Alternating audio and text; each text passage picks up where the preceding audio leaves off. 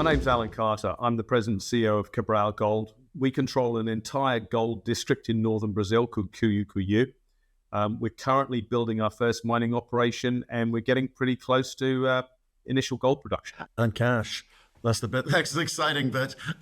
Right, you've also just put out an announcement about receiving the operating license. So what does that allow you to do that you couldn't do last week? It allows us to operate, Matt. So we previously had the license to construct, but you can't get your operating license until you're well advanced with the construction. So, it's another big step. It's another brick in the wall. It's very positive development. We're already mining and stacking, as I mentioned in the press release, and irrigation of our first heap is imminent. Okay, so in terms of the you mentioned stacking, in terms of the environmental approval required for mining, stacking, irrigation, gold recovery, etc., does this cover everything, or do you need other additional approvals? We have had other environmental approvals, but we don't need anything else to do what we're doing now. If we expand the operation, there are a couple of other additional permits we'll need in the future, but getting your LO is a big deal. Not quite as big a deal as getting the LP, which we got a couple of months ago, but LO is very important. Okay, and just so I'm really clear, because what we're working towards, what we've been talking about the past year and a half, is we're moving to phase 1 oxidization, operation, recovery of gold. Again, are there any kind of limits on this operational license to you in terms of the amount that you can, the production limits, say, or monitoring obligations, or the operating license covers. We're initially developing this operation, like many mines in Brazil. We're developing what's called trial mining licenses. So that has an upper limit of the amount of material we can mine and stack. That's 500,000 tons of ore. The PFS study contemplates 1 million tons. So we'll need to upgrade that operating license in the next couple of months to cover the full mining license. And the LP was just granted for the full mining license. So it's a very positive step. We expect to get the LO for the full mining license pretty quickly within the next couple of months. Okay, and we're talking heap leach here. So in terms of that, you're going to need cyanide on site. Do you just buy that in, or do you need permits to be able to transport it to site? You do need a permit. Yeah, it's very closely controlled, and it's controlled in Brazil by the military authorities. You have to make an application to the military. They come out, they do the site due diligence, they look at the design of what you plan on doing. And then they sign off on it. So that's the other thing that we announced yesterday, was that we've got the cyanide permit. So we've received our first shipment of about 20 tons of sodium cyanide. So as I said, irrigation, that material is then diluted in water, and then that dilute solution is what we use to irrigate the heaps. So as I said, we should be irrigating those heaps pretty quickly. Okay. And just again, finish off on licenses. The full license. So there's a trial license. Will you be applying for the full license? If so, how long does that take? You have. Okay. What's the timeline to deliver on that? Well, the LP is the biggest step with the full mining license. That took us 8 years. That is by far the biggest and most important and most all-encompassing permitting step. So we've been approved that. The LI and the LO come pretty quick after that, particularly if you've already built an operation under the auspices of the trial mining license. Is much quicker. So we expect to get the LO for the full mining license in the next couple of months. It's pretty straightforward. Okay, and obviously, like I saw in the press release, all the pictures and images, it really brings it to life. You guys have been cracking on the ground, the scale of what you've already achieved. But what else is to be delivered between kind of now and first gold pour? Delivered in terms of equipment? Yeah. Okay. Not much, really. I'd need to check with the team. I think we've got most of the equipment on site. It's now about commissioning. So there's a dry circuit which basically covers everything from the point at which the ore arrives at the run-of-mine site, and that all the way through to stacking your heaps, all the conveyors, cement addition, agglomeration, etc., and the sizer, etc., etc. That dry circuit has been completed and has been commissioned. The wet circuit, which is what we're finishing off now, the last big piece of that was the ADR plant, which is where you get the absorption and desorption happening, and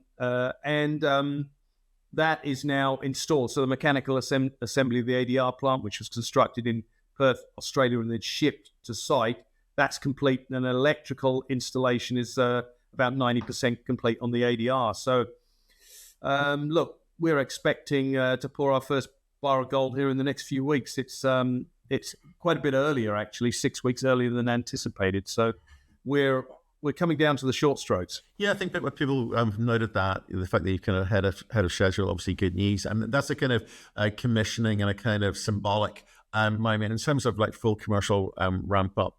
What's your expectation on that? Q4. Okay. Yeah. Nice. Yeah, it'll take us a while to just sort of build it up.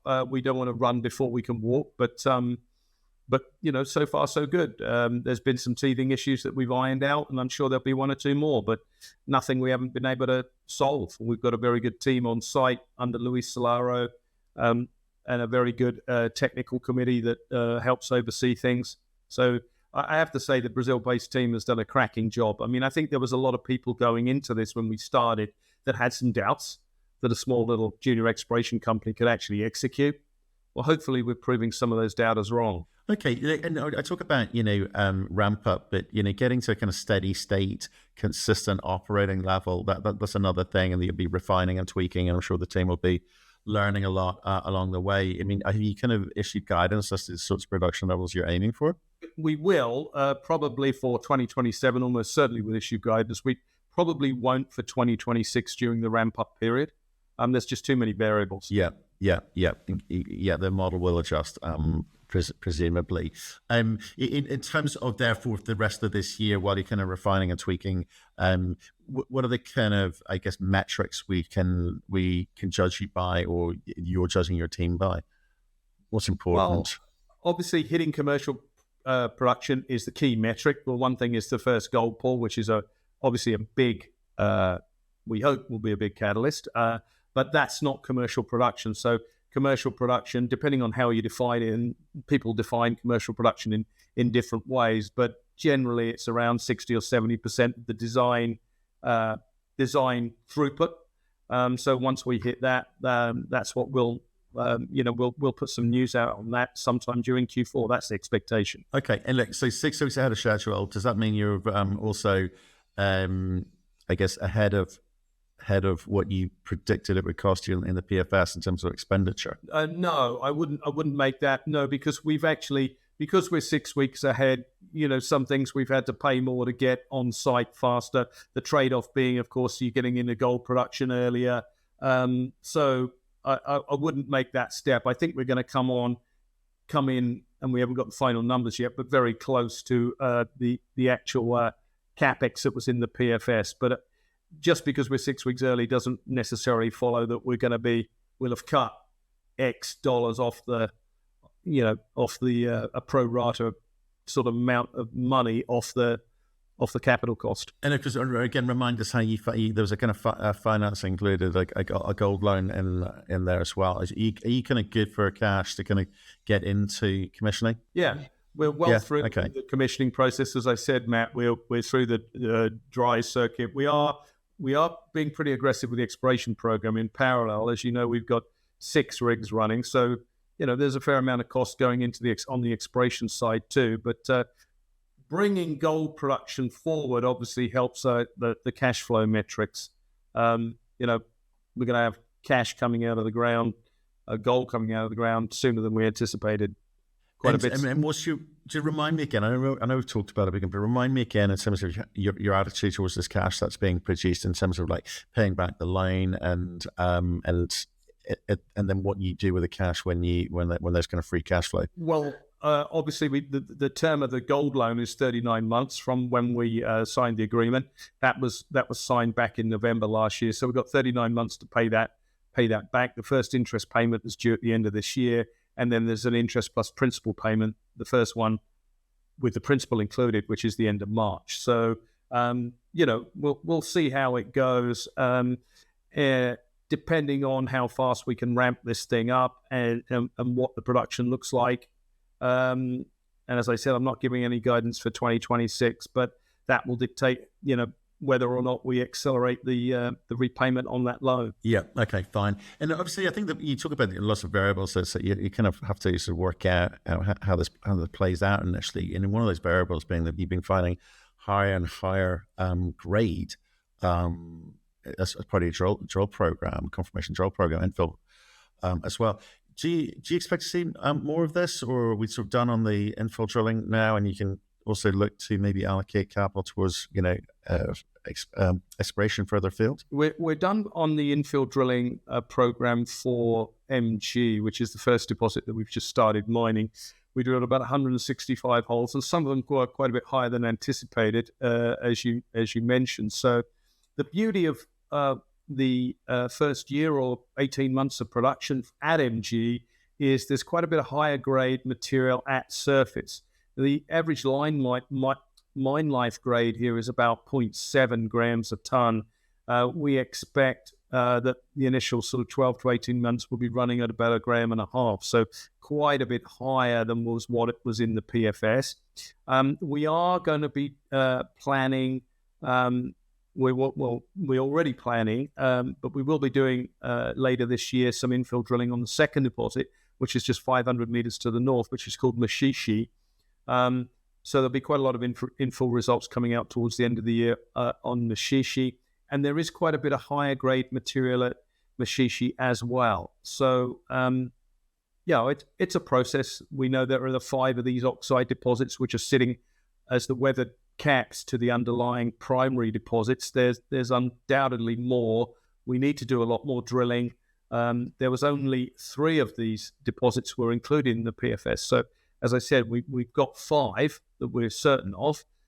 So we need to do a little bit more drilling on the other 2. But ultimately they will be included in the mine plan. So there's quite a lot happening. There is a lot happening. And I get, obviously with MG Central and Mashishi, this opportunity with oxides and the opportunity to generate a lot of cash. But you've always played this as you talk to me about it as a district opportunity, a vast district that you've got to get after.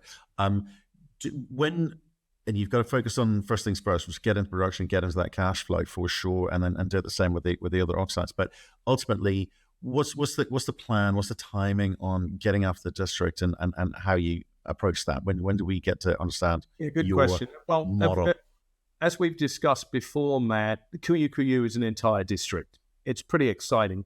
We've got 6 known gold deposits here, 5 of which we know have got weathered caps to them, oxide caps, but there's 6 known deposits, and there's about 50 peripheral targets. It's a true district. There could be another 6, 10 gold deposits here. We don't know because we need to do more drilling. Now, with a district this size, it doesn't lend itself very well to sort of like a quick, fast, and sort of a year or 2 drill program to test 2 or 3 targets, and then you're onto the next property or the next project. We have an entire district. It's going to take us some time.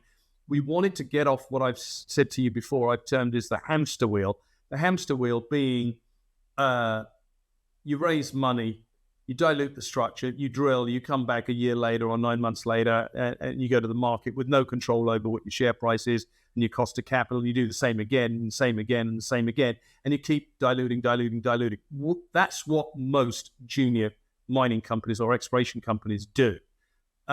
We want to get off that hamster wheel. So we know we've got a district here. We know that it in all likelihood it's very big. But what we don't want to be doing is diluting the capital structure constantly to test all these targets. So fortunately for us, our gold deposits are weathered down to 60 meters. That throws up this whole idea about a 2-stage development strategy. Stage 1, mine the oxide material and generate some cash flow. That's where we're at now, or about to start generating cash from that stage 1 operation. But the big prize is stage 2. What's stage 2? Stage 2 is the hard rock material, the gold that's in the unweathered rock underneath those weathered oxide caps. So that will be a much bigger resource. We know it's a bigger resource because 3/4 of the gold that we've got on the property in our resource statement right now is in that hard rock material. Obviously, if we're generating cash and we expect to generate at least $50 million a year, probably a bit more than that, that will go a long way, will more than fund a very aggressive exploration program. Now, so the plan for stage 2, which, as I said, is the real big prize here, is the following. We want to update the global resource base in the next few months, hopefully by the end of the year. And then depending on what that number is, we'll then launch a PEA on the phase 2 operation. as I said, to mine the hard rock material, which is below the oxide material. That will undoubtedly be a much bigger mine than this stage 1 oxide operation. As I said, there's a lot more gold in the hard rock. So that's the plan. I mean, if the resource, the global resource within the district grows by a significant amount, we'll launch a PEA at some point, probably in the first half of next year, and then go through the steps with a pre-feasibility study and a feasibility study. But we'll aggressively pursue that phase 2. And obviously, we've now got a mine building team, which is in-house, right? So that's the plan. Mine building team, getting into production this year, generating potentially $50 million or more. Very different company. How's it feel? Yeah, it's really good. I mean, we've been so busy. I haven't had a lot of time to think about it. But I was saying to somebody recently, I've visited a lot of mines in my career, and it's a bit surreal actually when you go and you're visiting your own mine. With hundreds of people on site. We've got about 312 people just on the production construction side, and we've well over 100 people on the exploration side. So we've got a big team. I'm proud of what we've done. I think for a company, it was only a year ago that we were talking about, Alan, this is a great idea, but how are you going to fund it? Do you really think you can get this done? There's a lot of doubters out there that think that that you don't have the skill set in order to do that. Well, as I said, I think we're starting to prove some of those people wrong, or at least give them pause for thought. I mean, I think considering where we've come from only a few months ago to where we're at now, which is the cusp of production, and this mine should be producing gold at around about $1,200 an ounce over its life of mine. Matt, $1,200 an ounce. Well, gold today is about $4,300 an ounce. It should generate quite a lot of cash. We'll start with about 25,000 ounces. So a year. So actually the 50 million is a bit conservative. Should be more than that in next year. But look, we'll see. We're just getting started here. There's a lot of upside to the oxide material. A lot more of this oxide material occurs. We are certainly looking at expansion options. So hopefully we'll have some news out on that in the next few months. But the phase 2 is very, very exciting. We've drilled some incredible holes this year into this hard rock material, including back in March, we drilled 9.5 meters at 87.4 grams gold, not silver. So, that's a pretty special hole. But we've got a lot of other high grade holes, not quite as good as that. 11 meters at 33 grams, 12 meters at 27.7 grams, and so it goes on and on and on. There is a lot of high grade material at Cuiú. There are a lot of targets, and there is enormous upside. I've never seen a district quite as compelling as this one. Well, stage 1 nearly complete. Stay in touch. Let us know how you get on through to the end of the year. We'll speak soon. Thanks, man.